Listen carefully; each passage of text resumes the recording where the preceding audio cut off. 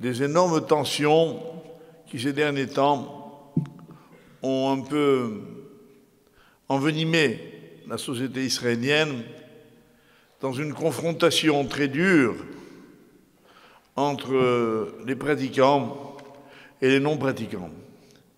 Et ça me paraît tellement un problème de base fondamental que je me suis dit, il faut absolument que j'en parle. Et si vous voulez, d'ailleurs, comme l'a dit Jacob, s'il y a quelques questions à la suite, je tâcherai d'essayer d'y répondre.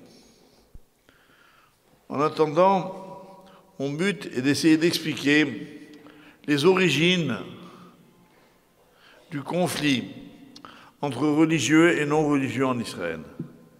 Quelle en est la base? Pour la comprendre, il faut savoir qu'elle est d'abord idéologique. Je m'explique.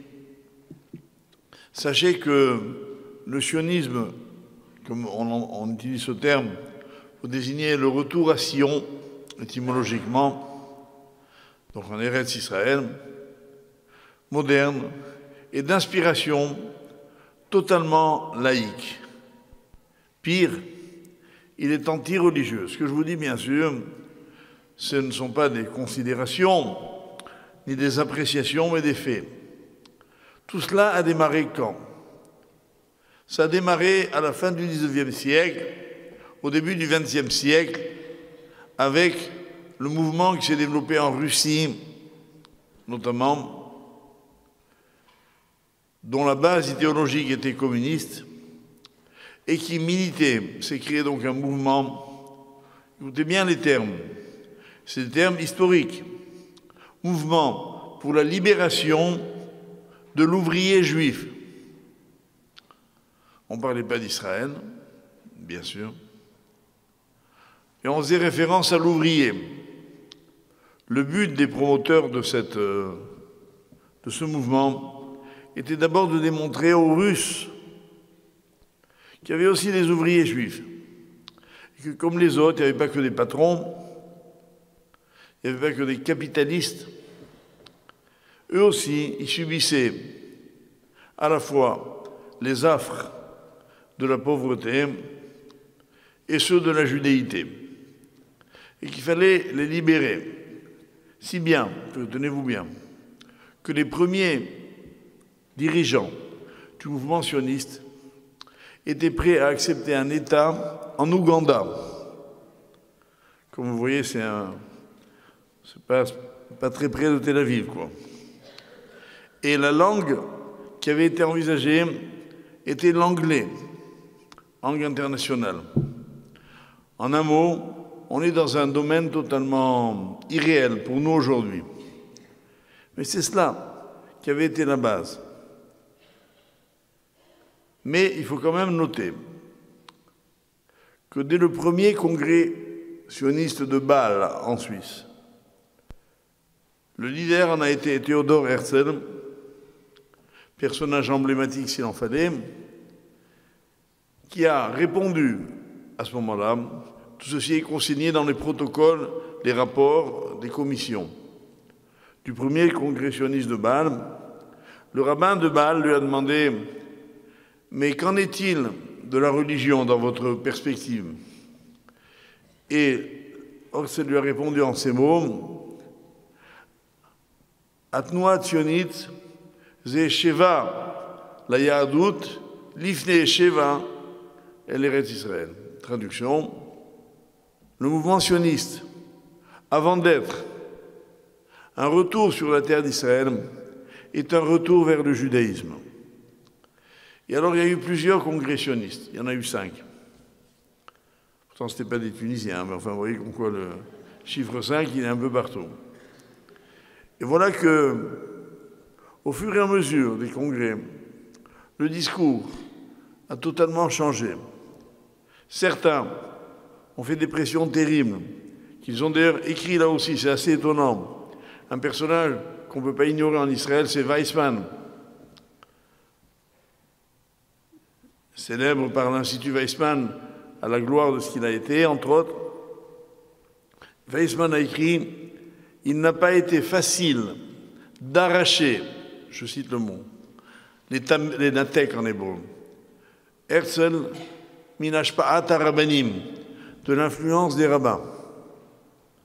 Et bien évidemment, le virage a été catégorique. Herzl avait de moins en moins d'influence et on ne parlait plus que d'un mouvement. Le mot est arrivé alors, Chiloni,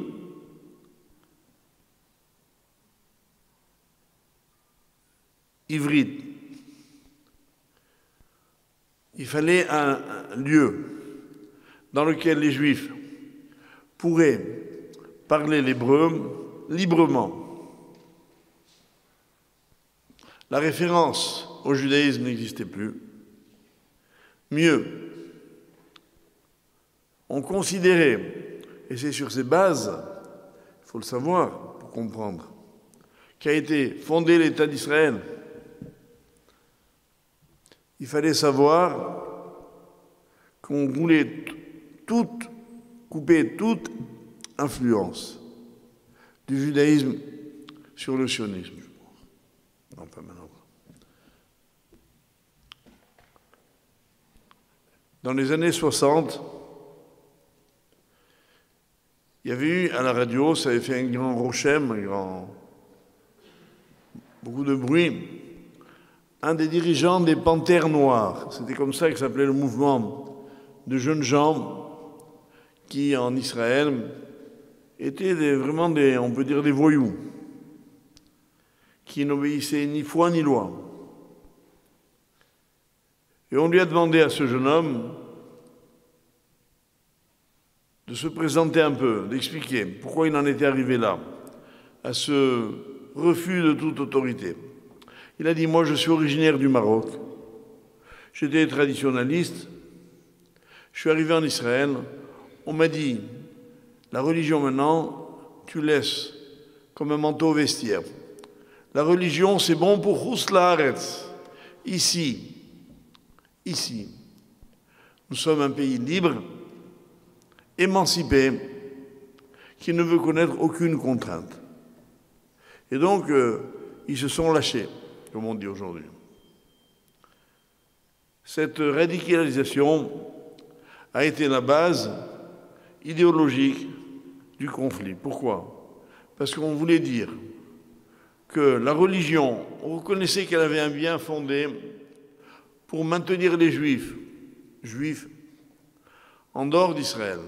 Une fois en Israël, on n'a plus besoin de la religion, puisque nous sommes juifs sur notre terre. Voilà la base idéologique de ce sionisme de l'époque. Alors là, je marque un virage pour expliquer à présent en quoi c'est faux. Il y a quelque chose, il est vrai, qui a, je dirais, quelque peu créé une ambiguïté. C'est que devant un tel radicalisme, il y avait des juifs religieux parmi ceux qui étaient les théoriciens du sionisme et qui constituaient le mouvement sioniste. Quand on a ajouté ce paragraphe que je viens de citer il y a 2 minutes, les juifs religieux ont quitté le congrès sioniste. Ils ont dit non, on ne peut pas rester dans un endroit complètement anti-religieux. Et c'est de là qu'a été créé le mouvement qu'on appelle le Mizrahi, c'est-à-dire le sionisme religieux, pour garder un minimum d'éthique. Et ensuite, l'évolution a été, et c'est là qu'elle a été, je dirais pour ma part, préjudiciable, on a fait des partis politiques. Étant un État, tout s'exprime à travers une assemblée démocratique qu'on appelle la Knesset, le Parlement. Et donc, pour pouvoir y avoir droit d'entrée, il fallait être présent politiquement. D'où la création de partis politiques, religieux, comme laïcs. Si bien que lentement mais sûrement, on arrivait à une délimitation de l'influence du judaïsme, de la Torah, sur la vie sociale. Ça veut dire si on voulait être un homme religieux, on appartenait au parti religieux. Et si on ne voulait pas l'être, on appartenait aux différents partis non religieux. Cette fragmentation a sapé les bases de la société israélienne. Ceci remonte déjà à des décennies. Alors maintenant, abandonnons quelque peu la scène historico-politique pour plonger quelques minutes dans la Torah. En fait, c'est l'occasion de redéfinir l'objet de la Torah. Est-ce que la Torah est une religion? Pour qu'on en fasse un parti religieux. Est-ce que la Torah est une culture? Pour qu'on en fasse un parti culturel? La Torah n'est ni ça, ni ça. Elle est beaucoup plus que cela. Elle est une compréhension du monde qui pense que le monde spirituel, c'est-à-dire les idées, doivent s'incarner dans le réel. Que toute la base de la création du monde tel que Dieu l'a conçu, c'est d'amener tous les idéaux énoncés par la Torah au niveau pratique, concret, matériel. En d'autres termes, on essaie d'investir le monde de la matière et de le soumettre au monde spirituel. Je ne sais pas si je me suis bien exprimé, mais c'est là la base. Et tout dans la Torah, absolument tout, est fondé sur cette notion. Et dans ce cadre-là, le lieu rêvé, prévu par la Torah, pour être l'endroit, écoutez bien, par excellence, où la Torah peut être vécue, c'est Eretz Israël. Ouvrez le Chumash, lisez toutes les promesses que Hachem a faites aux Avot, Abraham, Isaac et Jacob. Toutes se résument en une phrase: je donnerai à ta descendance un pays dans lequel tu pourras vivre, incarner ma promesse, mon idéal. Ça veut dire que la terre d'Israël est le but de la Torah. Dire qu'il y a des gens religieux sionistes, c'est une aberration, ou si vous voulez un pléonasme. Si on est religieux, on ne peut pas ne pas être, entre guillemets, sioniste. Je ne veux pas utiliser ces mots, puisque je viens de les définir comme chargés d'une connotation politique. Je les oublie. Et je dis, la terre d'Israël est le lieu, je dirais presque, exclusif, où la Torah peut être vécue pleinement. Je répète, ouvrez simplement, même sans moi, demain quand vous voudrez, un Chumash et lisez. Et vous verrez là-bas que du début à la fin, j'ai bien dit du début à la fin, tout tourne autour de cette idée-là. La terre promise, comme on dit en français, c'est une terre qui est promise au peuple hébreu pour qu'il puisse s'y réaliser, s'y épanouir en tant que peuple élu qui a reçu la Torah au Sinaï. Je vous rappelle le plan, il est très simple. Les Juifs sont en Égypte, ils sont asservis. Hachem les libère du joug égyptien, ce qui est absolument prodigieux, impensable. Il les conduit au Sinaï, il leur donne une Torah. Et ensuite, après toutes sortes de péripéties, ils entrent en Israël pour y réaliser cette Torah. Vous voyez les étapes. Ça veut dire, contrairement à tout ce que l'on a inculqué aux consciences qui n'étaient pas préparées à ce discours, que la religion, c'est Chutz Laaretz, et le laïcisme, la laïcité, c'est Eretz Israël, c'est exactement le contraire. C'est pas à côté, c'est pas à peu près, c'est le contraire. Quand on a déjà bien compris et intégré cette notion-là, on a des éléments pour comprendre pourquoi, à la base, il n'y a pas de dialogue possible. On est aux antipodes. Mais heureusement qu'en fait le verset de base de la Torah qui définit ce que je viens de dire, c'est celui qui dit Hachem à Abraham, je te conduirai, je donnerai à tes enfants la terre d'Israël et je serai pour vous un Dieu. Donc il est notre Dieu ici, qu'on le veuille ou non. Et maintenant vous allez voir qu'on le veut. C'est la suite. Donc au départ, les points de vue sont complètement antinomiques, inconciliables, et ça aurait dû tourner à la guerre civile dès l'origine. Sauf que ce Dieu qui nous a promis la terre, il nous a aussi promis d'être un peuple, donc de vivre ensemble sur la terre d'Israël, près de lui, là où moi je serai, dit Dieu. Et Hachem, il est en Eretz Israël plus qu'ailleurs. Et à Jérusalem plus qu'ailleurs. Et au Beth Amikdash plus que n'importe où ailleurs. Tout cet ensemble-là va nous permettre de comprendre l'évolution du problème.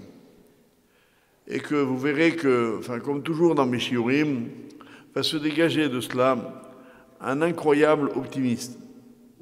Un optimisme qui n'est pas aveugle, vous allez le voir, qui est plus que fondé. Mais en fait, pourquoi il y a des frictions?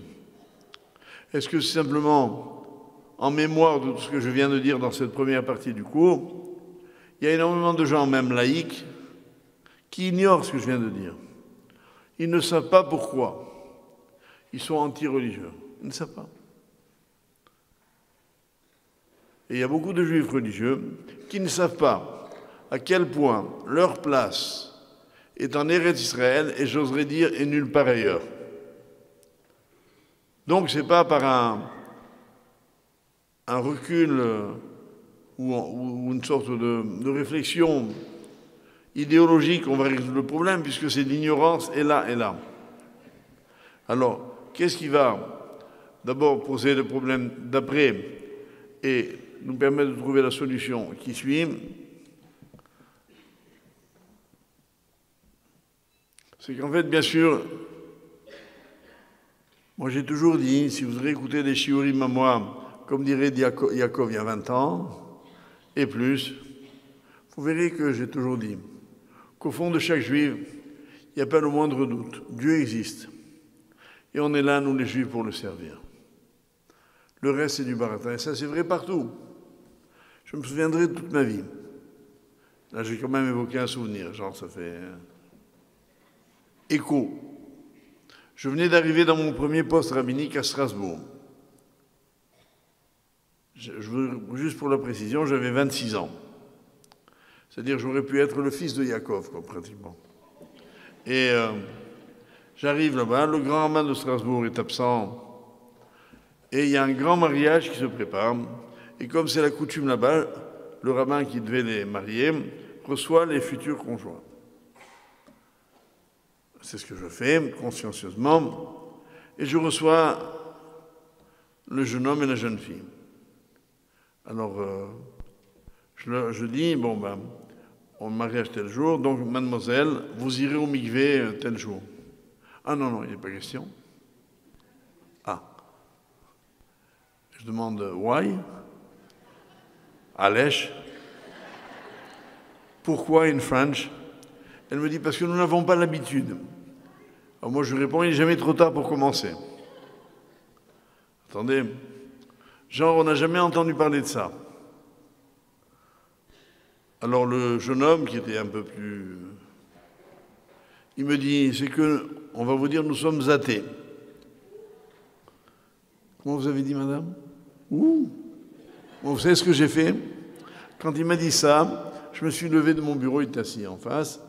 Je fais le tour du bureau, et je fais le tour du jeune homme, et je regarde comme ça. Il me demande, qu'est-ce que vous faites?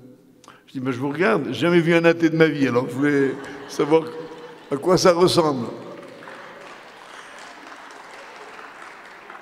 Et en fait, elle est allée au mikvé, Baruch Hashem. Ma femme m'a raconté après que c'était pour elle qui l'a conduite là-bas, un moment très pénible.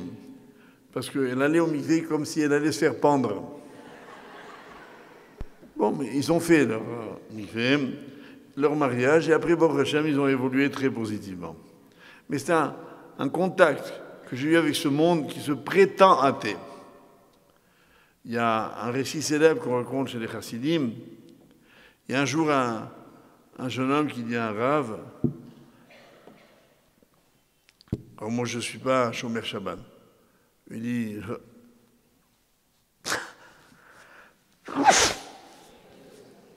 je fais exprès, hein, bon. Je voulais une bracha, je sais pas. J'ai fait exprès de m'enrhumer.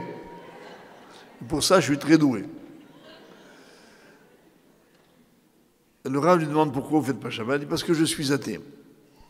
Alors le Rav lui demande, vous connaissez le Talmud?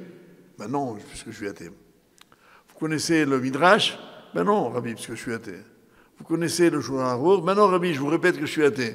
Alors le Rav lui dit, vous n'êtes pas athée, vous êtes ignorant.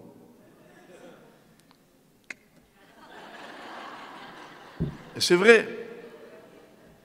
On se prétend athée.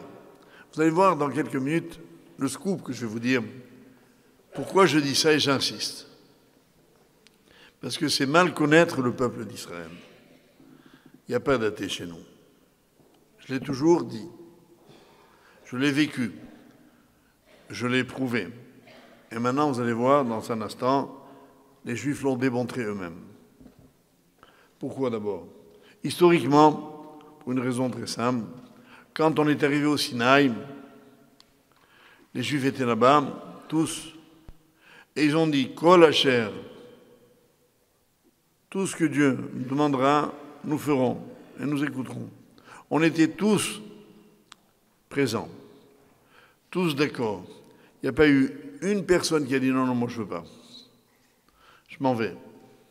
Tout le monde a accepté la Torah. Ça ne peut pas laisser un peuple indifférent, ça. C'est une marque indélébile. Comme on dit scientifiquement aujourd'hui, ça fait partie de notre génétique. Génétiquement, nous les Juifs, on a été impressionnés, marqués par le Mahamad Har Sinaï. Et j'en parle d'autant plus volontiers que c'est le Shabbat, Yitro, cette semaine, où on va relire le passage de la Torah qui en parle. Mais ce peuple-là, il a donc toutes les raisons de se retrouver en tant que frères autour de la Torah dans leur pays. Et il y a toutes sortes d'influences qui font qu'on a du mal. Je vais maintenant passer dans la partie suivante. Il y a 14 parties dans le cours. Hein. On aborde maintenant la deuxième. Ce qui vous laisse préjuger du timing de la fin du cours. Pourquoi on est condamné à réussir? J'ai jusqu'à présent dit pourquoi on devrait échouer. On prend le contre-pied et on dit pourquoi on est condamné à réussir. Parce que d'abord, un juif qui n'est pas pratiquant, il est mal dans sa peau. Je vous demande de le vérifier tous, quand vous voudrez, avec qui vous voudrez. Deuxièmement, le juif religieux, il ne peut pas être indifférent à son frère. Pourquoi? La Torah dit dans la paracha de Kedoshim, chapitre 19 de Vaïkra, versets 17, 18, Lo tisna et achicha bilvavecha. Tu ne haïras pas ton prochain dans ton cœur. Ocheach tochiach et amitecha. Tu réprimanderas ton frère. Velo tisa alav chet. Et tu n'encourras pas de faute à cause de lui. En d'autres termes, ce que me dit la Torah ici, et puis elle termine, pardon, Ve'avta l'eracha kamocha. Tu aimeras ton prochain dans ton cœur, comme toi-même. Tu aimeras ton prochain comme toi-même. Regardez cette extraordinaire densité d'enseignement en 2 versets. Tu ne le haïras pas, tu lui feras des reproches, tu ne supporteras pas ainsi sa faute, et tu l'aimeras. Tout ça, ça crée une relation qui est tout sauf l'indifférence. Je n'ai pas le droit de le haïr, je vais y revenir. J'ai le devoir de l'aimer. Ce n'est pas une répétition, c'est différent. J'ai le devoir de lui faire des reproches. Donc, moi je me prétends juif pratiquant, je vois un juif Mechalel Shabbat. Je ne peux pas rester indifférent. Mieux, la Torah me dit, tu es obligé d'aller lui dire de cesser de profaner le Shabbat. Et c'est là, mes chers amis, là, dans ce point précis, qui est toute la difficulté, et à mon humble avis aujourd'hui, la véritable problématique. Comment se fait, s'accomplit cette mitzvah? De remettre, donc de réprimander son prochain. Mais une chose, on a déjà évité, qui est énorme, c'est l'indifférence. Il n'y a rien de pire que l'indifférence dans la vie. Mais comme d'un autre côté, la Torah est cohérente, qu'elle interdit la haine et qu'elle préconise l'amour, si on n'est pas indifférent, si on ne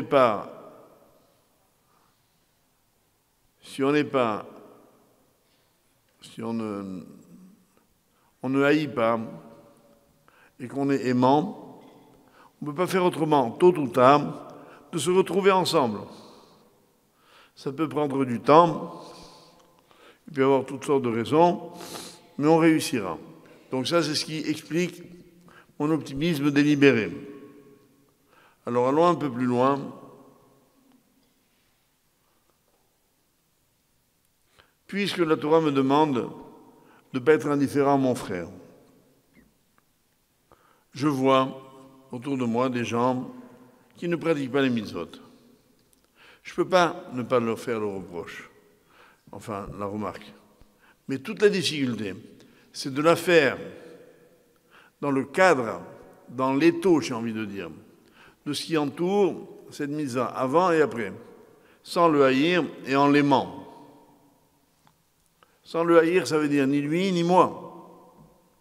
Bon, maintenant, rentrons, si vous voulez bien, pour être plus concret, dans quelques exemples.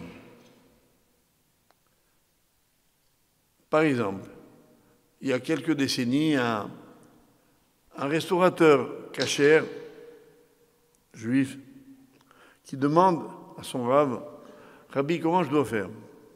Dans mon restaurant, il y a des gens qui viennent, qui ne se lavent pas les mains et qui mangent du pain. La halakha dit qu'on n'a pas le droit de donner du pain à quelqu'un qui ne sait pas laver les mains. Tu ne mettras pas d'obstacle devant l'aveugle. Moi, je vois des clients qui entrent, qui ne se lavent pas les mains, et qui, sur la table, évidemment, de chaque restaurant, il y a un panier avec du pain. Or, le Rav lui répond comme ça, écoutez bien. Si tu leur fais la remarque, de façon désobligeante, tu sais ce que tu vas faire? Ils vont te haïr.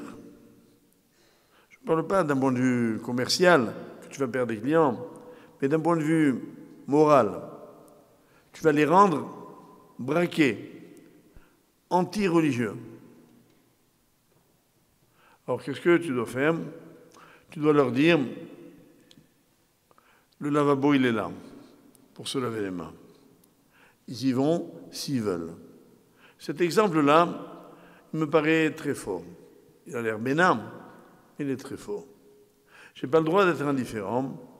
Je n'ai pas le droit de le pousser à faire une bêtise, même s'il l'a fait sans moi. Mais d'un autre côté, je n'ai pas le droit de le repousser, de le braquer. Alors j'essaie de trouver un compromis qui puisse à la fois lui permettre d'appliquer les mitzvot de la Torah sans dommage. Et effectivement, c'est ce qu'a fait cet homme-là, et ça a marché. Il y a une mitzvah de la Torah que je voudrais quelques instants vous décrire. Il y a un verset qui dit dans la Torah, toujours, dans Mishpatim, Shemot, chapitre 23,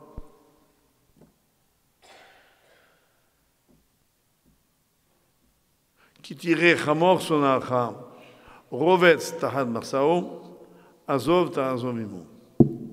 Quand tu verras l'âne de ton ennemi ployé sous la charge, tu iras l'aider. Ça, c'est le verset brut. La Gemara dans Psachim, page 113, pose la question suivante. Pourquoi la Torah s'est-elle exprimée ainsi? Lorsque tu verras l'un de ton ennemi, elle dit tout de suite, Vechimutar les sanot, a-t-on le droit de haïr? La Torah elle a l'air de trouver ça normal. Quand tu verras l'un de quelqu'un que tu n'aimes pas, tu n'as pas le droit de ne pas aimer quelqu'un. Parce qu'il y a un verset qui dit, Lotisna et achicha, tu ne haïras pas ton prochain dans ton cœur. Donc je n'ai pas le droit de haïr, et la Torah trouve normal de me dire, quand tu verras l'âne de ton ennemi, celui que tu hais. Réponse de la Gemara, Kegon dera abod varerva. On parle du cas où j'ai vu chez mon prochain un comportement immoral. Et M. Farshim précise, par exemple, j'ai un monsieur, c'est un très bon ami. On s'aime bien, on sort ensemble, on va, je sais pas, jouer au football, faire une partie de cartes, s'amuser ensemble, on se fréquente régulièrement. Si on était en France, j'aurais dit tous les dimanches, mais enfin. Et puis un jour, je dois faire une bêtise, commettre un adultère, ou faire une union, commettre une union interdite. Qu'est-ce que je fais? La Torah me dit, tu dois le lui dire. S'il t'écoute, inémator. Si tu n'écoutes pas, tu recommences. Tu lui redis. S'il persiste, tu ne peux plus être son ami. C'est celui-là qu'on appelle le sonné. Entre guillemets, par ennemi, par l'homme que je hais. On ne parle pas de quelqu'un pour qui j'ai des sentiments négatifs, mais quelqu'un que je ne peux plus aimer parce que son comportement n'est pas adéquat avec la Torah. Si je dis rien, c'est comme si je le couvrais. Alors, qu'est-ce que je fais? Je ne le fréquente plus. Il n'est plus mon ami. Alors, imaginons que cet homme-là, maintenant, revenons au cas, il revient de voyage. À l'époque, le véhicule le plus courant, c'était les ânes. Bon, aujourd'hui, ça n'a pas tellement changé, mais enfin, on a mis des carrosseries sur les ânes. Donc, je vois ce monsieur qui revient de voyage, son âne, il est crevé, un long voyage avec une lourde charge. J'ai le devoir d'aller l'aider. Bon. Maintenant, suivez bien, c'est un peu complexe, mais ça dure 3 minutes. Concentrez-vous. La Torah me dit, si je passe dans une rue, je vois 2 hommes et 2 ânes, on ne pas les confondre d'ailleurs. D'un côté, un âne qui revient d'un voyage, donc qui est fatigué, et son maître qui est en train de le décharger. Et puis de l'autre côté de la rue, je vois un monsieur qui charge son âne parce qu'il va en voyage. Qui dois-je aider en priorité? Celui qui décharge. Parce que dans les 2 cas, j'aide quelqu'un, et dans un cas, je soulage l'âne. Parce que la Torah interdit de faire souffrir les animaux inutilement. Tsar ba'alechaim. Donc je l'aide. Et je soulage en même temps cet âne. Bon, c'est vu, ça s'est assimilé. Maintenant, imaginons que je repasse dans une rue et que je vois ce monsieur-là, celui qui est, entre guillemets, mon ennemi, entre guillemets, mon sonné, qui est en train de charger son âne. Et je vois un autre monsieur, que je connais ou pas, en train de décharger son âne. La Gemara me dit que je dois aller aider celui qui charge. Pourquoi? Alors, pour ne pas que lui se dise, écoutez bien, c'est extraordinaire. C'est extraordinaire. Pour ne pas que lui se dise, tu as vu ce type-là?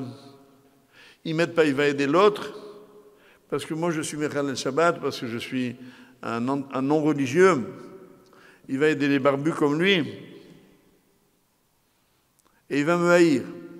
Lui, quand on parle de Ramor Sonara, ça veut dire que c'est lui qui va me haïr.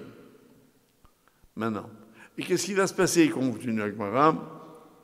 C'est le Tosafot qui dit ça en citant le Gemara de Baba Metzia.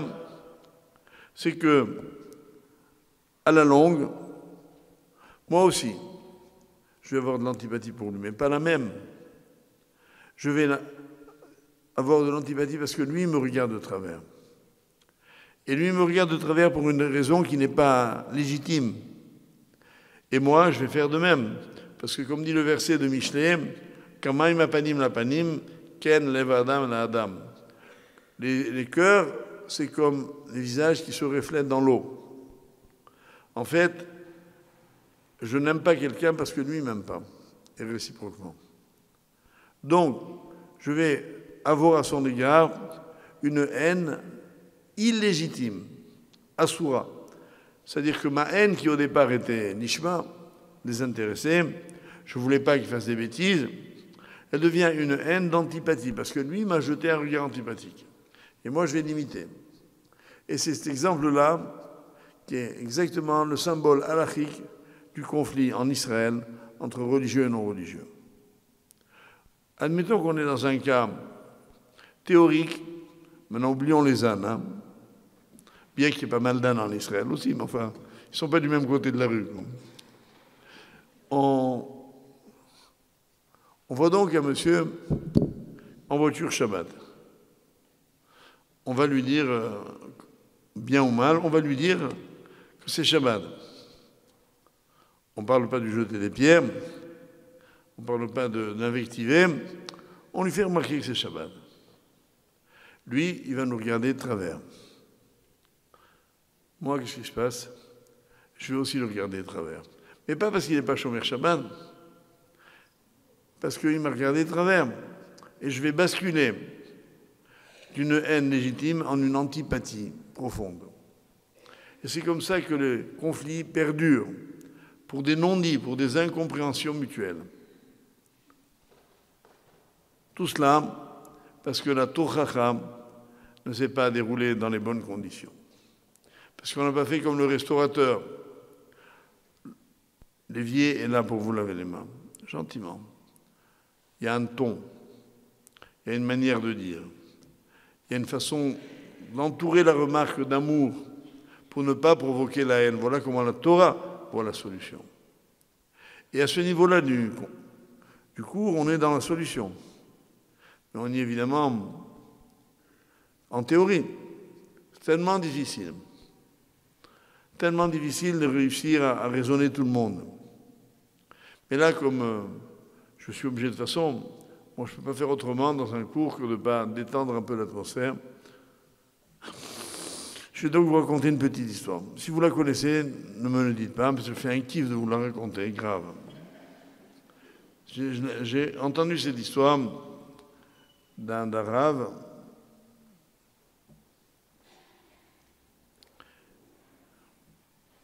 Et il racontait qu'un jour, à Tel Aviv, nous y sommes, il y a eu des placards pour une campagne anti-religieuse, mais qui était formulée ainsi: Sarich la'atzor et acharelim. Il faut arrêter les religieux. Eux, ils parlaient de leur influence politique grandissante. Il y a un policier israélien qui circule dans sa voiture, il voit l'affiche, il dit: moi, le premier religieux que je vois, je l'arrête. En quelque sorte, Dieu l'exauce, il ne voit pas un, mais deux. Et il les voit, des jeunes gens avec une barbe et un chapeau, sur un scooter. Il dit: cela, je ne vais pas les louper.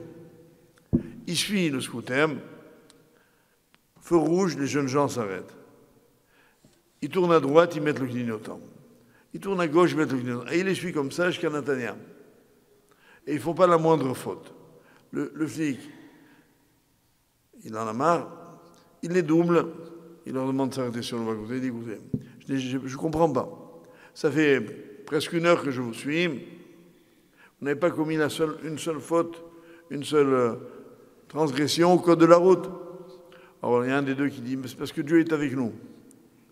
Alors le flic il leur dit: quoi? Vous êtes 3 sur le scooter. Et il les a verbalisés. Voilà dans quelle aberration on peut arriver quand on veut absolument ne pas comprendre l'autre. Là aussi, cette histoire, elle est symptomatique. Elle pourrait être vraie. Et c'est cette mentalité-là que nous sommes ce soir venus éradiquer, comme on dit en bon français. Out, exit, dehors, la haine, l'incompréhension. Il n'y a pas d'autre solution. Alors comme ce n'est pas évident, comment il faut faire? Il faut d'abord le décider. C'est ce que nous faisons ici ce soir. Ensuite, il faut le mettre en pratique au quotidien, de façon de plus en plus large. Comment? Voilà la méthode que je préconise. Il y avait un jour un rave qui a dit la chose suivante. Quand j'étais jeune, je rêvais de changer le monde. Quand j'ai pris un peu d'âge, je me suis dit, ce serait pas mal d'y arriver à changer ma ville. Quand j'ai pris plus d'âge, je me suis dit, ce serait bien que je change ma rue. En devenant vieux, je me suis dit, ce serait bien si j'arrivais à changer ma famille. Et beaucoup plus tard encore, je me suis dit, ce serait bien que je change moi. Et le jour de sa mort, il s'est aperçu que même là, il avait échoué. C'est une vilaine histoire, vous m'aurez dit. Non. Parce que ce que j'ai appris, moi, de ce rave, c'est qu'il nous donne la méthode, mais à l'envers. Si on veut changer le monde, comment il faut faire? On commence par soi. Si moi, je m'oblige à avoir en permanence, comme réflexe, dès que je vois quelqu'un de non religieux faire une affaire, au lieu de le prendre en antipathie, de me mettre à l'aimer, de trouver qu'il a telle ou telle qualité, qu'il est ceci, qu'il est cela, l'admirer. Et il y a tellement de raisons dans ce pays d'admirer tout le monde, et notamment ceux qui ne sont pas religieux. Quel extraordinaire dévouement, quel don du sacrifice. L'armée nous en donne une occasion de voir tous ces soldats qui n'hésitent pas à donner leur vie pour leur peuple. Ils ne disent pas « je voudrais sauver les non-religieux ou les religieux ». Ils pensent au peuple d'Israël. On leur doit une dette considérable de reconnaissance. Trouvons-leur au moins cette sympathie. Et encore beaucoup, beaucoup plus. Toutes ces qualités-là, nous, on va s'habituer d'abord à les voir nous. Puis après, on va en parler à notre famille, à nos amis, à notre rue, à notre ville. Et moi, je suis persuadé que de proche en proche, le peuple juif va changer. Pourquoi? Parce qu'il n'attend que cela. Et maintenant, je vais me faire un grand kiff, parce que je vais vous citer ce que je viens de lire. On dirait que vraiment, si j'ose dire, Dieu m'a aidé, comme dirait l'autre. Il y a quelques semaines, a été publié en Israël un rapport, publié par un centre qui s'appelle le centre Gutman. C'est le centre de l'Institut israélien pour la démocratie, rien à voir avec la religion. Institut israélien pour la démocratie. Il s'appelle Gutman du nom de son fondateur. Et ce centre-là publie des statistiques environ tous les 10 ans. Ils font des sondages très poussés. Le dernier sondage, datant donc de 2011, a démontré que plus de 80% des Israéliens, j'ai bien dit des Israéliens, juifs israéliens, croient tous en Dieu. 80%. J'avais donc raison à Strasbourg. Et ils ont écrit eux-mêmes, croyez-vous en Dieu? Oui. Évidemment, le sondage a été fait auprès d'un échantillonnage représentatif de la société israélienne, comme on dit dans les sondages.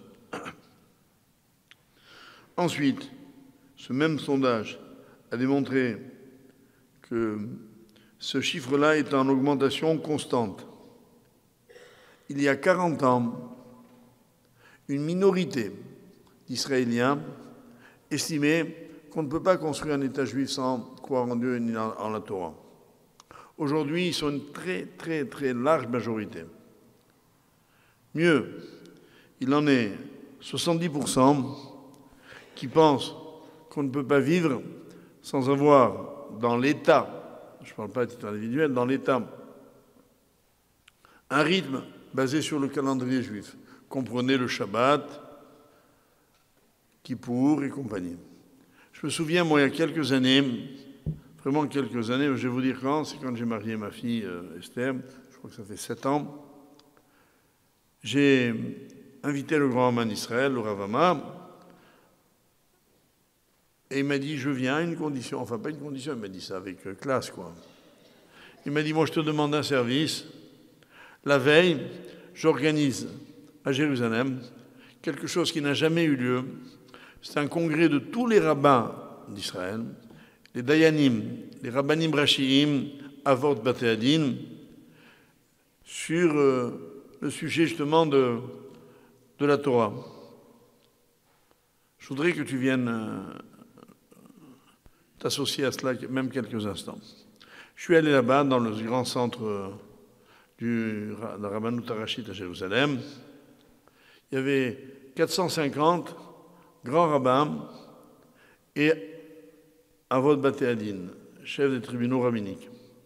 Et il y a eu donc été là présent le grand rabbin Amar, le grand rabbin Ashkenaz Shmo,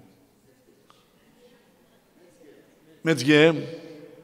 Et donc, ils nous ont dit, notamment le rabbin Metzger, je me rappelle, a dit, vous savez qu'il y a une pression énorme, dit-il, avait-il dit du moins, de Chinouille, le fameux mouvement, pour qu'on cesse d'obliger les Israéliens à respecter Kippour, puisque ça fait partie de la loi aujourd'hui.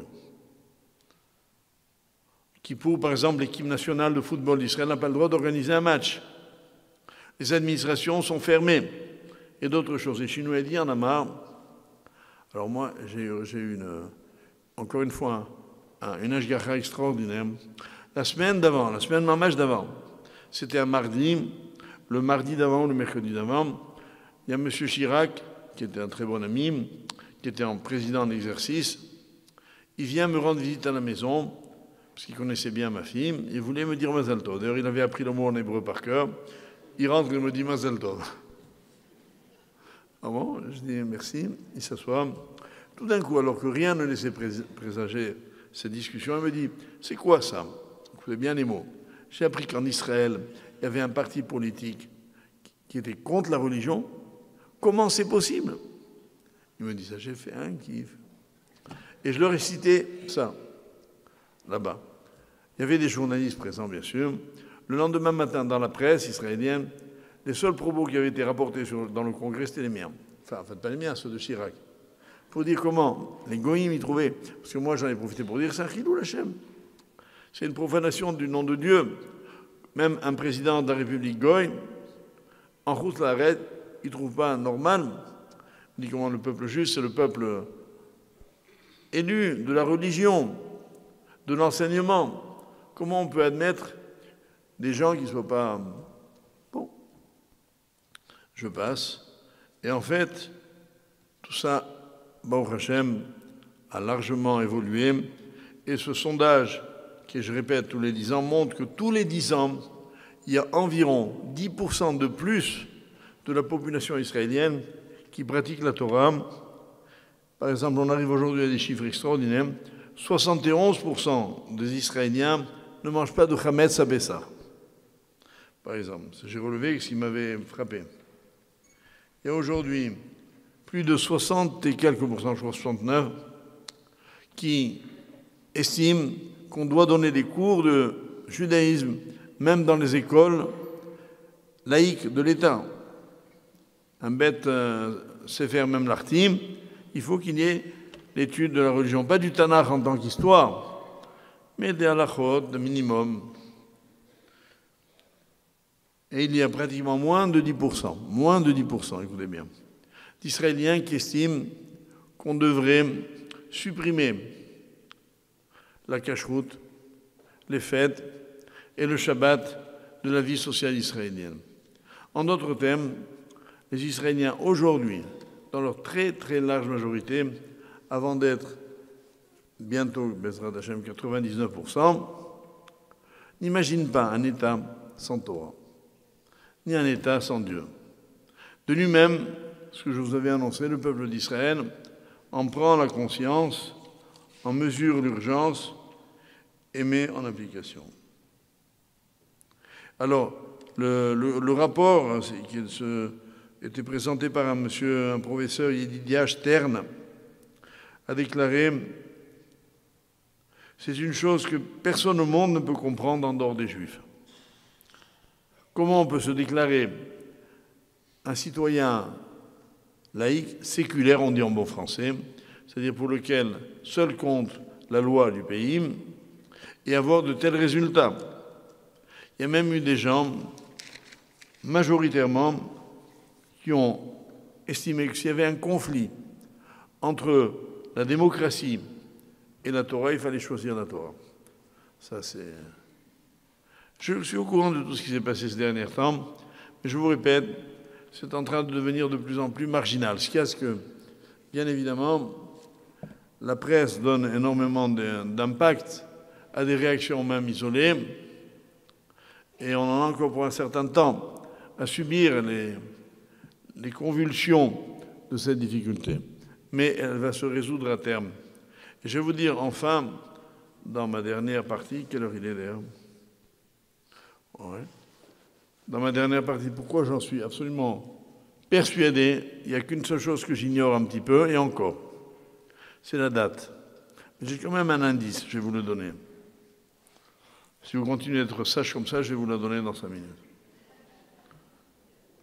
C'est qu'en fait, les prophètes,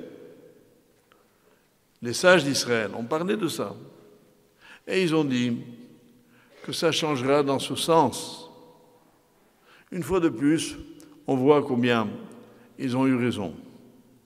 Moi, il y a une référence que je trouve extraordinaire, parce que la conviction que la Torah ne se fait qu'en Israël, elle a déjà été le cas écrite par des rabbinim éminents comme le Rambam, comme le Ramban, comme Rabbi Yehuda Levi, comme le Rabbi Israël Baal Shem Tov, comme beaucoup d'autres, et entre autres, le Gaon de Vilna, qui lui a écrit dans un livre que j'ai à la maison, qu'un soir, en rêve, il a vu Eliyahu Hanavi. Lequel prophète Élie lui a dit, pour te récompenser de tout le dévouement que tu mets à l'étude de la Torah, je vais te donner de la part de Akadosh Baruch Hu une clé de l'histoire. Il lui dit comme ça, il est marqué clairement dans la Gemara de Sanhedrin, page 97, que le monde ne peut pas excéder 6000 ans. Shet al-Feshana ve'alma. Et il lui dit comme ça, dans le dernier millénaire, de l'an 5001 à l'an 6000, il y a bien sûr 10 siècles. Ces 10 siècles correspondent aux 10 derniers parashiot de la Torah, de Devarim à Vezot à Beracha. En fait, en comptant, on en trouve 11. Sauf qu'il y en a 2, Nitzavim et Vayeler, qui se lisent pratiquement toujours ensemble. Et il dit, le contenu de chaque siècle est inscrit dans la paracha. Voilà ce que lui a dit Eliyahu Hanavi. Et le Gaon de Vilna a écrit, lui, il a vécu à plus de 200 ans, il est mort il y a plus de 200 ans, il a écrit, et moi j'ai trouvé mon nom dans ma paracha. Il a vécu au moment de la 6e paracha, qui était Kitetse. Et là-bas, il a trouvé évidemment, il faut avoir Even Shelema. Il faut avoir des poids et des mesures justes. Et il a dit Even Shelema, c'est Rachetevo de Eliyahu ben Shlomo, son nom. Bon. On laisse le Gaon juste ce qu'il a dit, on le poursuit. Nous remarquerons que la 7e paracha,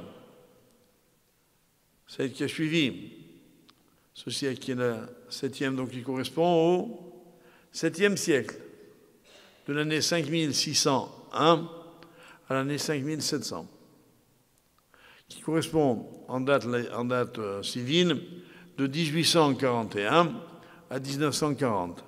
C'est la paracha de Kitavo. Kitavo, c'est la paracha qui donne toutes les malédictions que le peuple juif risque de rencontrer s'il désobéit à la Torah. 98, la l'autre. La Shoah. Bon, je dis ça parce qu'on est entre nous, entre élèves ici. A éclaté en 1939. c'est-à-dire la dernière année du 7e siècle. Comme si Akadosh Baruch Hu avait voulu repousser l'échéance. Et puis, le coup près est tombé. 1939, arrive l'événement le plus tragique de notre histoire. Dans la paracha de Kitavo. On quitte le 8e siècle, le 7e siècle, on arrive au 8e, c'est le nôtre. 5701 à 5800.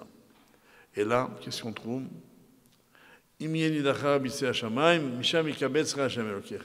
Quand bien même tu serais exilé aux confins des cieux, l'Éternel, ton Dieu, te prendra et il te ramènera sur la terre de tes ancêtres et tu t'y installeras et tu y fructifieras plus que tes ancêtres. C'est donc le siècle du Kibbutz Galuyot. Quand a été déclaré l'État d'Israël? En 5708, 1948, au 8e siècle. Qu'est-ce qu'il y a après dans ce siècle, le nôtre? Il y a une paracha, chapitre 30 de Devarim, qui s'appelle, c'est dans Nitzavim Vayeler, qui s'appelle, le Rambam Maïmonide appelle la paracha Tatshuva, dans laquelle il dit là-bas, Veshavta ad Hashem Elokecha. Tu reviendras jusqu'à l'Éternel ton Dieu. Donc ce siècle-là, dans lequel nous sommes, c'est le siècle du retour sur la terre et du retour vers la Torah. Et voilà pourquoi vous êtes là. Vous êtes sur la terre d'Israël et vous êtes en train de revenir vers la Torah comme moi.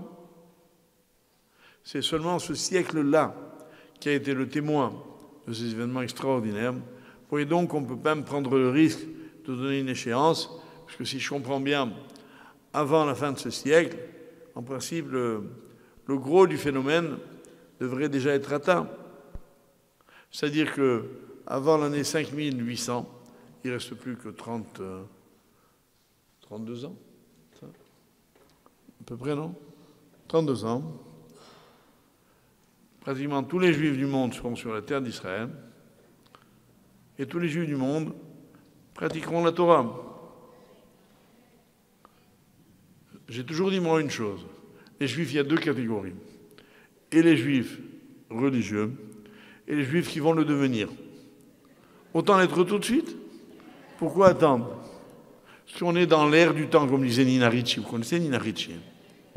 Bon, ben, elle disait, elle a un parfum très, très célèbre, qui s'appelle l'ère du temps. L'ère du temps, c'est ça.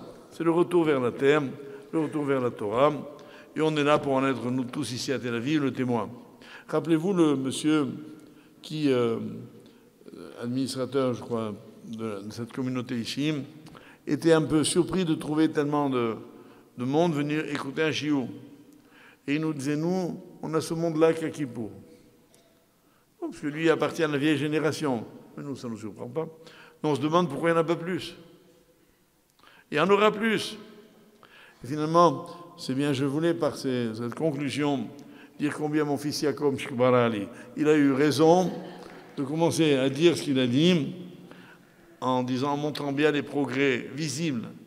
Mais je voulais surtout, en vous disant cela, pas du tout nous jeter des fleurs, quoi que ce soit, mais que vous soyez conscients que c'est un scout, une chance d'avoir vécu dans ce siècle-là, d'en être pas seulement les témoins, les acteurs, et d'avoir la chance d'essayer d'activer l'histoire, de la précipiter pour que ce que l'on dit les prophètes et les maîtres s'accomplissent très vite. Bimira biamenu, amen.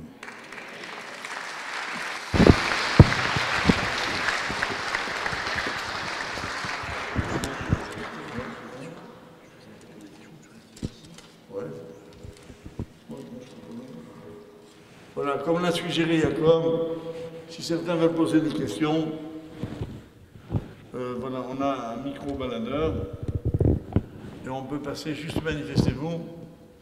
Je vous répète la question, on peut porter sur le cours, sur un autre sujet, pendant quelques minutes. Avec vous, je prends le risque, parce que je me rappellerai toujours. J'ai commencé mon rabbinat, moi, à Strasbourg. Et après quelques années, j'étais déjà à Marseille, je suis retourné dans cette communauté, et les responsables ont voulu me faire plaisir. Ils m'ont organisé une rencontre avec les enfants du Talmud Torah, dont j'avais été le directeur pendant ma présence à Strasbourg.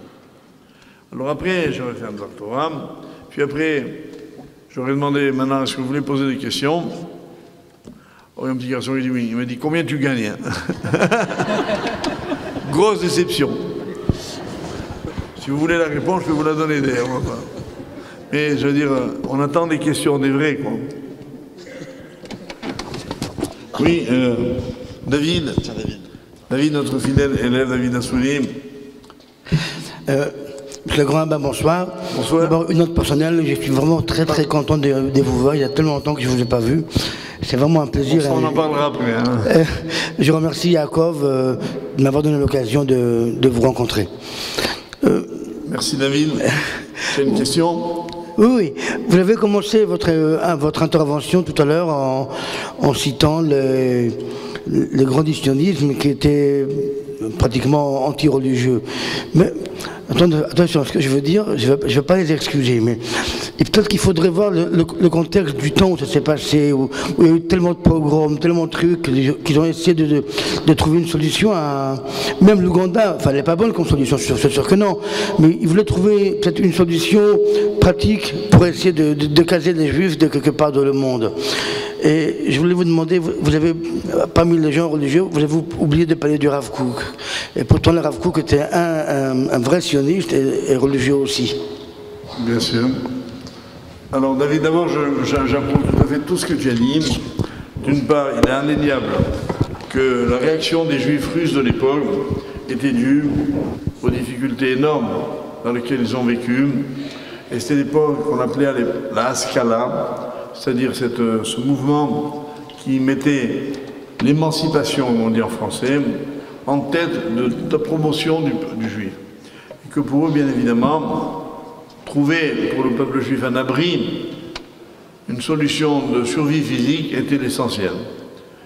Il faut bien sûr le comprendre comme ça. D'autre part, tu fais bien de rappeler, moi je n'ai cité d'ailleurs personne, mais tu fais bien de rappeler l'action remarquable du Rav Kook, qui a été vraiment un exemple parce qu'il était dans ce milieu-là et il a réussi à être celui qui démontrait, qui incarnait par sa présence, par son action, par sa qualité humaine, qu'on pouvait être un homme engagé et un homme intègre.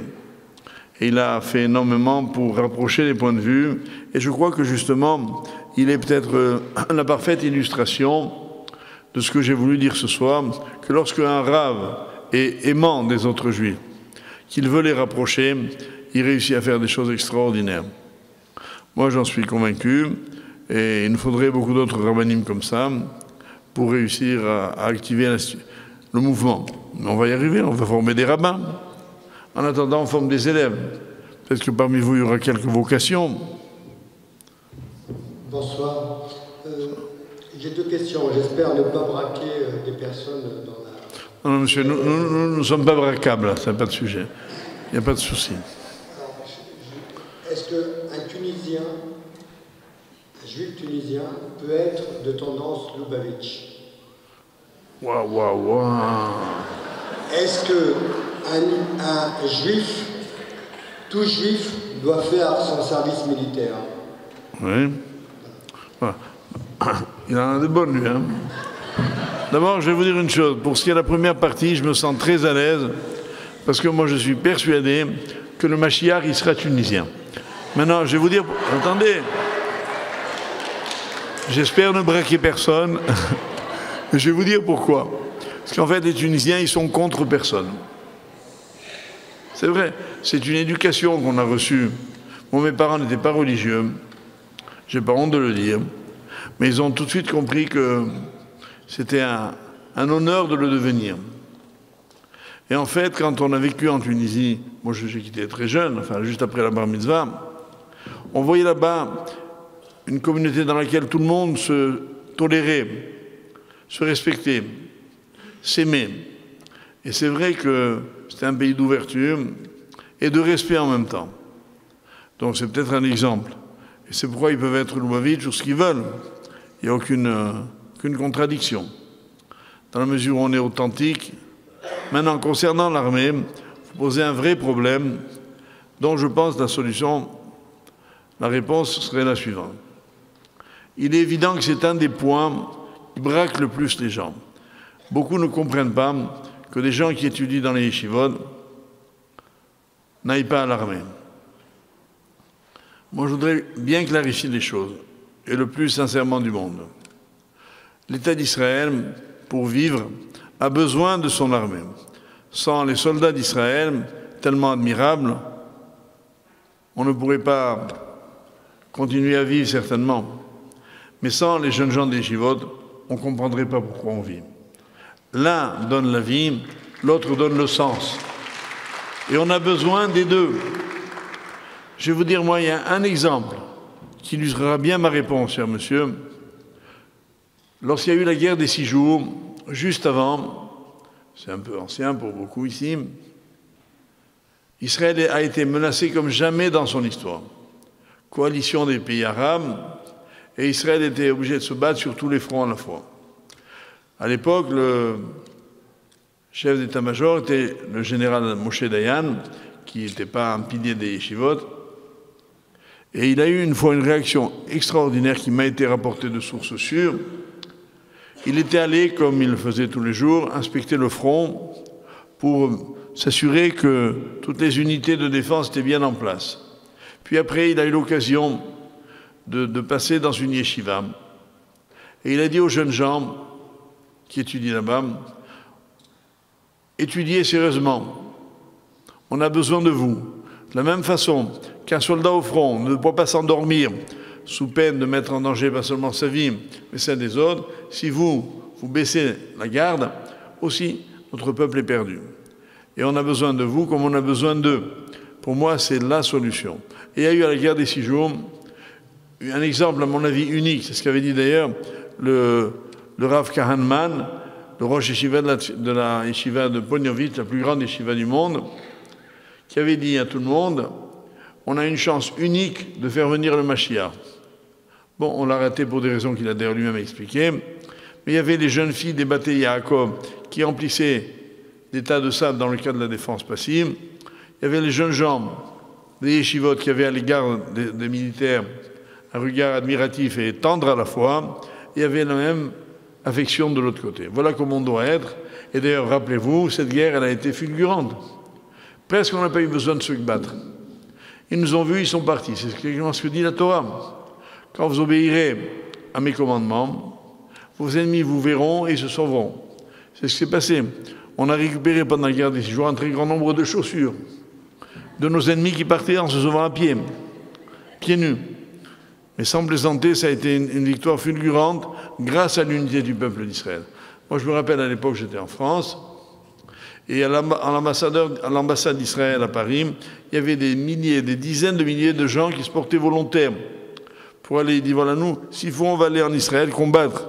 Bon, c'était évidemment une réaction éphémère peut-être, et surtout inutile, mais elle était très belle dans sa démarche, de dire, voilà, mais moi je suis solidaire de mon peuple, j'y vais si on a besoin de moi.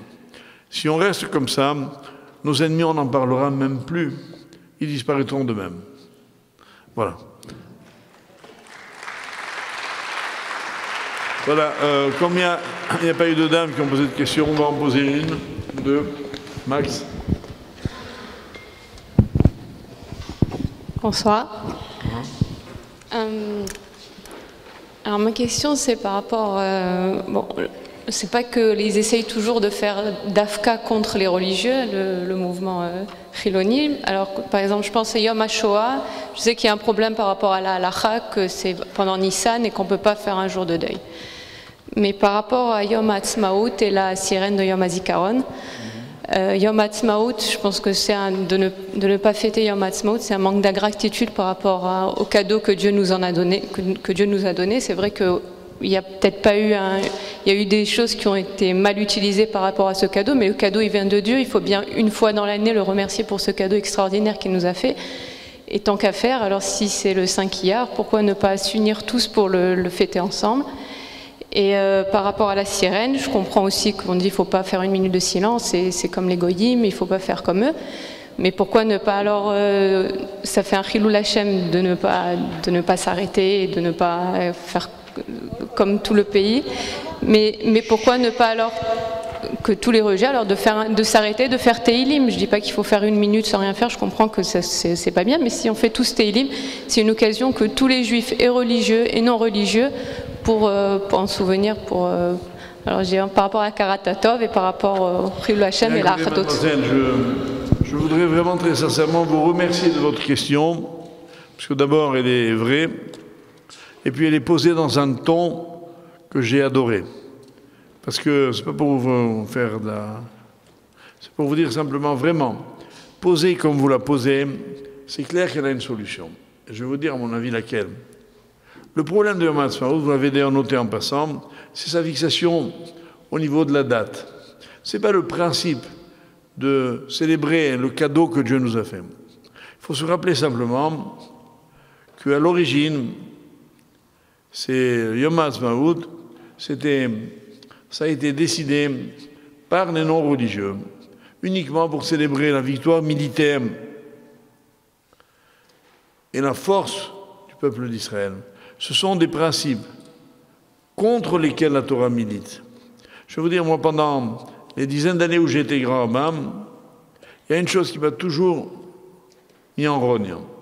C'est quand j'entendais les discours des présidents d'Israël, des premiers ministres, des ministres qui passaient à Paris et qui disaient « Nous sommes forts, nous avons une très bonne armée, nous avons la meilleure armée du monde, etc. » J'ai cherché dans la Torah, je n'ai pas trouvé.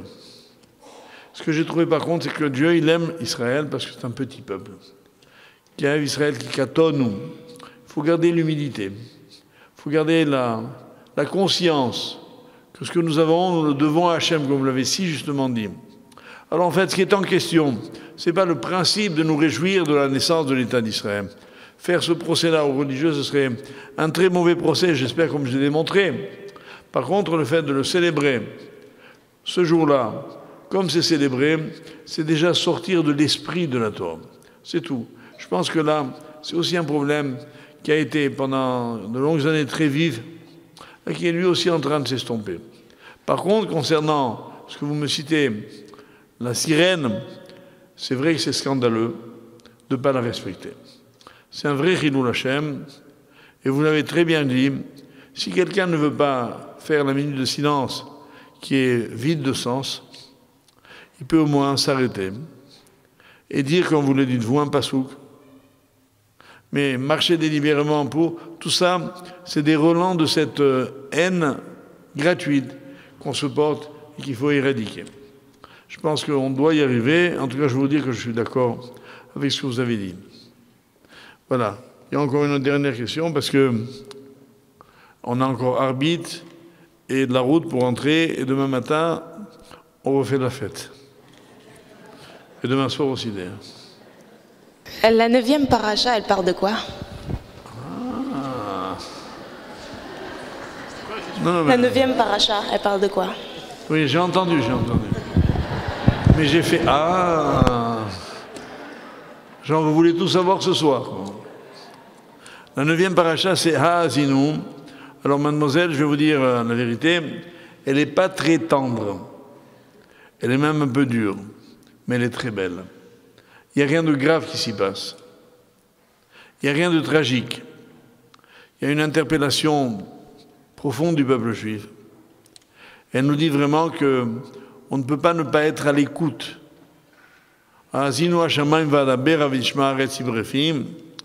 Tendez l'oreille, vous les cieux, et que la terre écoute ce que j'ai à dire, dit Dieu.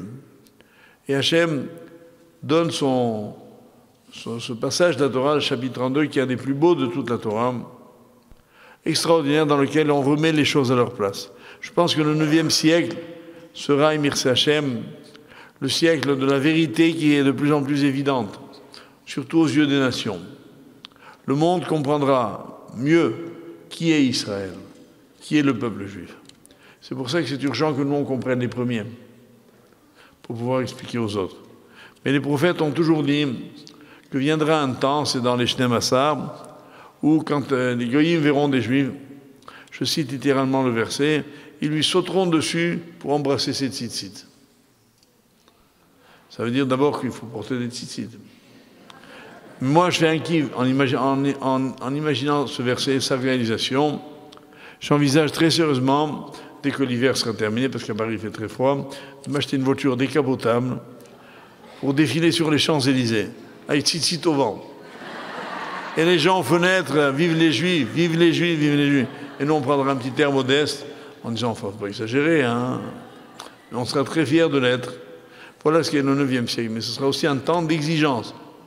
C'est-à-dire à ce moment-là, ceux qui traînent la patte, ben, ils seront obligés de choisir. Voilà pourquoi ce n'est pas une paracha facile, mais c'est une paracha très belle. C'est bon? Pardon? Oh, bien évidemment, j'ai entendu le mot Mashiach, le mot clé. J'ai oublié de vous préciser, mais je pensais que tout le monde le savait. Ça veut en le disant que tout le décompte de la Torah peut être interrompu à chaque instant par la venue du Mashiach. À ce propos, il y a la Gemara de Sanhedrin que j'ai citée tout à l'heure, cite le verset d'Isaïe, chapitre 66, le dernier chapitre, dans lequel il est dit en 2 mots, Beïta, Arishena. En son temps, on parle de la délivrance, Arishena, je l'activerai. Or, la Gemara demande Beïta ou Arishena. C'est 2 temps contradictoires. Et elle dit Zachou Arishena, lo Zachou Beïta. Si les Juifs méritent, j'activerai la délivrance, donc la venue du Mashiach. Et s'il ne mérite pas, il viendra dans tous les cas autant que moi j'ai décidé. Donc, l'hypothèse de la venue du Mashiach est pour nous une certitude. Ce que nous ne savons pas, c'est la date, mais malheureusement, on oublie que ça dépend de nous. Si nous faisons la Torah, il vient tout de suite.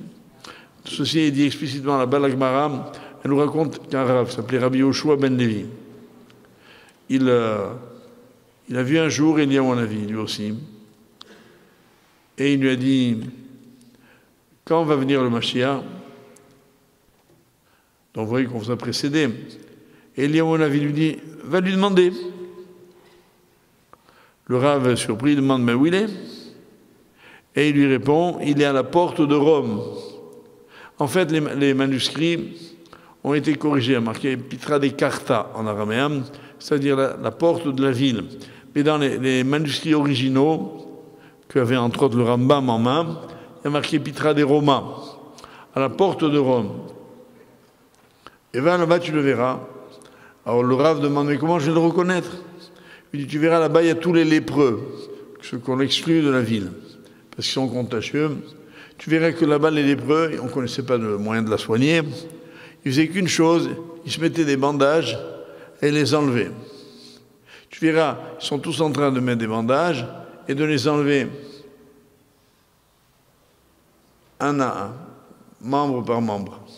Lui, c'est le seul qui les enlève tous à la fois. Et le Maral dit pourquoi? C'est pour qu'il puisse venir à la seconde. Alors il va vers lui et il lui demande Matai atemar, quand viens-tu? En araméen. Et le Mashiach lui répond Ayom, today, aujourd'hui. Alors le Rav ne comprend pas, il retourne chez Eliyahu Hanavi qui lui dit voilà ce qu'il m'a répondu. Il lui dit il a voulu te dire Ayom, psaume 95, Imbekolo tishmaou, si vous écoutez la voix de Dieu. Qu'est-ce qui découle de cette Gemara? Que le Mashiach est là, qu'il est prêt à venir, que ça ne dépend que de nous. Moi, je pense que s'il vient, B'ezrat Hashem, demain matin, il viendra à Tel Aviv d'abord, s'annoncer à tous ceux qui étaient au Shiur ce soir, et si par hasard vous en êtes informés, soyez gentils, vous connaissez tous le téléphone de Yaakov, vous l'appelez pour que je vienne avec vous pour l'accueillir et le rencontrer. Amen.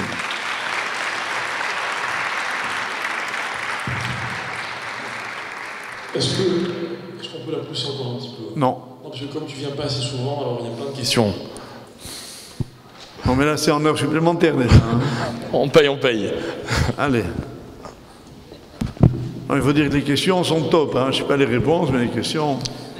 Si on se base sur le passage que vous avez cité tout à l'heure, oui. Comment je suis censé me comporter lorsque je sors de chez moi Shabbat et que je vois des dizaines de non-religieux qui ne pratiquent pas Shabbat? Est-ce que je dois aller voir chacun et leur dire vous êtes Mechalel Shabbat?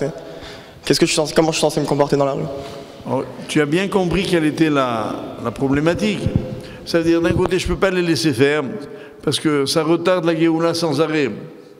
D'un autre côté je ne peux pas les brusquer parce que ça risque de la retarder encore plus en faisant naître de la haine et de l'incompréhension. Alors effectivement, mon devoir, c'est d'aller leur parler, un à un, comme tu as très bien dit. Moi, je peux te donner une expérience personnelle. Je n'ai jamais rencontré dans ma vie un juif à qui j'ai demandé de faire une mitzvah et qui a refusé. Ça ne veut pas dire que je sais tellement leur dire, mais j'ai vu qu'ils avaient envie. Et le Rambam dit ça noir sur blanc. Ils disent Israël, Rotzim. Et là, chez Yetzer Hara, Dochevotam. Les Juifs, ils veulent, mais ils sont malheureusement encouragés à quitter la Torah par leur Yetzer Hara. Alors il faut briser cette glace. Et dans le cas d'une relation telle qu'on l'a définie ce soir, je suis persuadé qu'on fait avancer les choses comme ça. Il y a des moments qui activent la Géoula, d'autres qui l'éloignent. Je pense qu'en se comportant comme on le fait maintenant, on active la Géoula. C'est bon, on a assez poussé? C'est bon? Allez, Chazak. La dernière. Ah, une autre? La dernière. Bonsoir, monsieur le grand rabbin. Personnellement, j'aimerais vous dire l'émotion qui est la mienne de vous voir ce soir pour la première fois en vrai. Ce que vous avez... C'est de votre faute, hein, parce que je suis là depuis longtemps, moi. Hein. Ouais. Oh, mais ça fait rien. J'ai grandi à Strasbourg et je jouais dans les jambes du grand rabbin Warszawski quand j'étais haut comme ça. Ouais. Et c'est à travers des enseignements comme les vôtres et votre approche que je me suis ouvert en fait à la religion. Donc je voulais vous rendre hommage ce soir. Déjà, voilà. C'est sympa. En vérité, on a bien fait de donner la parole.